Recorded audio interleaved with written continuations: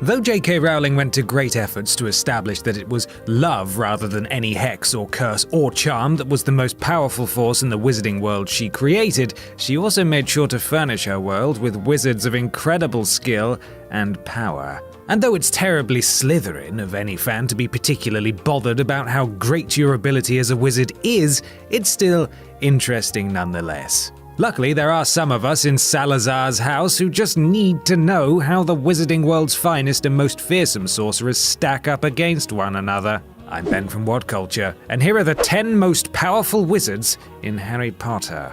Number 10. Filius Flitwick.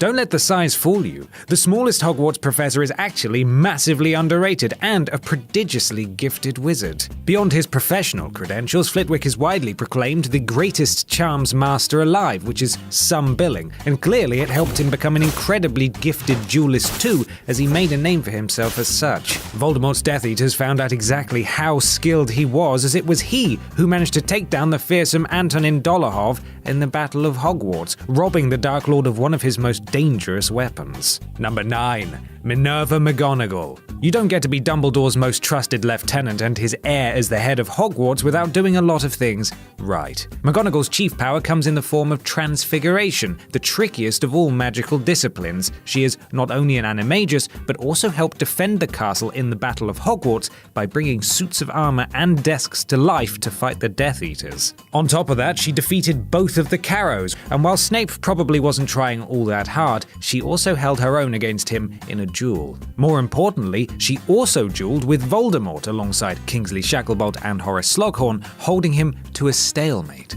Number 8.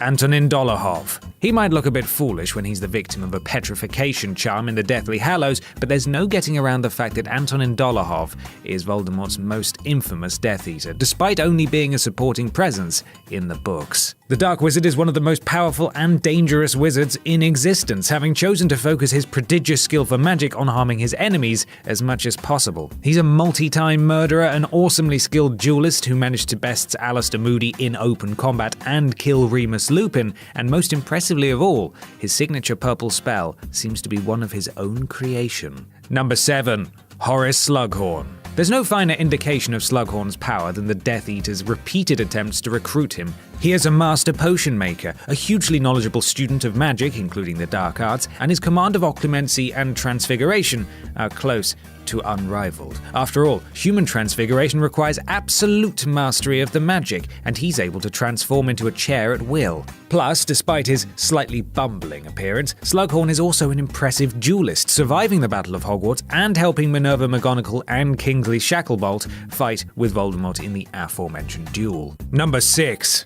Alistair Moody. Though he's introduced at his lowest point, Mad-Eye was the most famous aura of modern times, and you don't get that sort of reputation without some serious credentials to back it up, even if it does cost you a couple of body parts. Moody was a one-man army against the dark arts, having personally sent many of Azkaban's most notorious criminals there, which is precisely why Lord Voldemort believed he would be guarding the real Harry Potter during the Battle of the Seven Potters. So in essence, it was his power that got him killed, and Voldemort had good reason to believe it. Mad-Eye was an expert in charms, transfiguration, defensive magic, herbology, and potions, and even in death, his protective charms on Grimmauld Place was so strong that even Voldemort couldn't penetrate them. Number 5.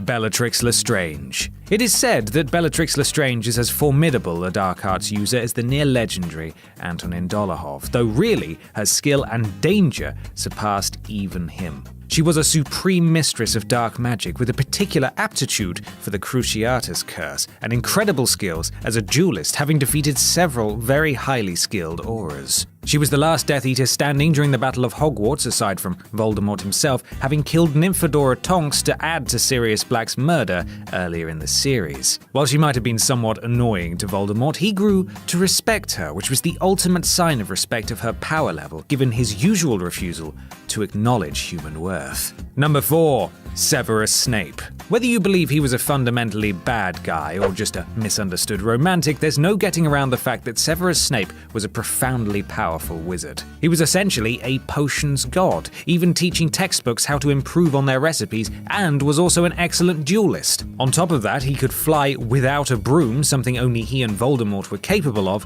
and was said to be proficient with dark magic curses. In fact, he came up with a number of formidable spells of his own while still at school, including Sectum Sempra, healing spell Vulnera Sanenta, Langlock, Muffliato, and Levi Corpus.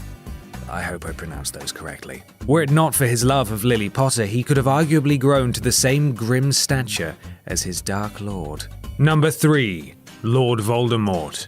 Although he was undone by love, a particularly hippie concept even in the wizarding world, Lord Voldemort had ascended to a power that was almost unprecedented amongst dark wizards by the time of his death. Even as a child, Tom Riddle was capable of great and terrible acts of magic, even without a wand. He grew to push the boundaries of magical ability in a way that was both unprecedented and terrifying, even when facing the Elder Wand or wielding a magic that he was not the master of. Plus, he was only one of 2 wizards capable of true, unassisted flight, and for goodness sake, he was so infamous that his name alone inspired terror. Number 2. Gellert Grindelwald. While there are some who will call Voldemort the Hitler of the wizarding world, the rather clumsy label actually belongs to Gellert Grindelwald, a nefarious murderer far more intent on the destruction and subjugation of inferior muggles than cementing his legacy. He started early, earning himself an expulsion from Durmstrang, where he had built a reputation as one of their most gifted students ever, when his twisted experiments came to light. But even without a complete education, he applied his genius-level intellect to learning things like rendering himself invisible without the use of an invisibility cloak, and exploding enemies with a mere slash of his wand. Also, since he managed to dupe the entire magical community into thinking he was really Percival Graves, he was clearly a champion hide-and-seek player. Number 1.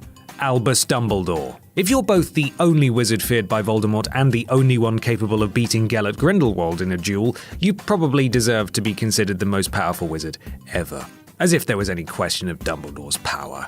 The most famous of Hogwarts headmasters, Dumbledore was a living legend, complex but driven ultimately by pure love and a desire to allow light to prevail over darkness. He also defeated Grindelwald, inspired fear in the Dark Lord, and bragged almost casually about how easy it would be to escape Azkaban. His morals may have been occasionally murky, but he was the master of death, having owned all 3 Deathly Hallows, and his magical ability knew absolutely no equal in his time or any other. And that's our list. Are there any other well-good wizards or witches we missed off? Let us know in the comments below, and don't forget to like, share, and subscribe. You can even follow me here on Twitter if you fancy. I'm Ben from What Culture, and thanks for watching.